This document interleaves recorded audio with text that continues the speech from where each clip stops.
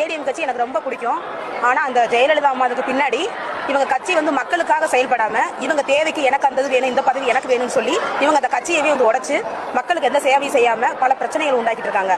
அதனால எனக்கு மக்களுக்கு எந்த பலனும் கிடையாது. இப்ப அண்ணன் விஜய் வந்திருக்காரு. அதனால அவர் எல்லாமே நல்ல விஷயங்கள்லாம் செய்வாரு.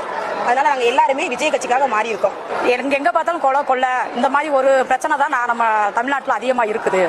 அது மாற்றனால விஜய் அண்ணாவுக்காண்டி நாங்கள் அது மாறும்ன்றக்காண்டி விஜய் அண்ணா பின்னாடி நாங்கள் வந்திருக்கோம். சென்ட்ரல் கவர்மெண்ட்ல இருந்து அறிவிப்புகள் வருதுன்னு சொல்றாங்க.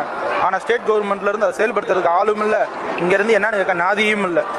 ஏதாவது ஒரு ஏற்ற இறக்கம்னா கூட இன்னைக்கு வரை யாருன்னு இறங்கி என்னன்னு கேட்க வரமாட்டாங்க. அப்புறம் எதுக்கு அங்க போய் இருக்கணும்? நாங்க பாரதிய ஜனதா கட்சியில இருந்து விஜய் கட்சிக்கு, நாங்க தளபதி கட்சிக்கு நாங்க சேர்றோம். பரம்பரையாகவே டிஎம்கே கட்சியில தான் இருந்தவங்க. அதனால எங்களுக்கு எந்த ஒரு யூஸும் இல்லை. அவங்க எப்படி குடும்ப அரசியல் பண்றாங்களோ அது மாதிரியே தான் டிஎம்கே அரசியலே இருக்கு. நாங்கள் தளபதி வந்தால் ஒரு மாற்றம் வரும், அவர் எங்களுக்கு எவ்வளோ நல்லது செய்வார்.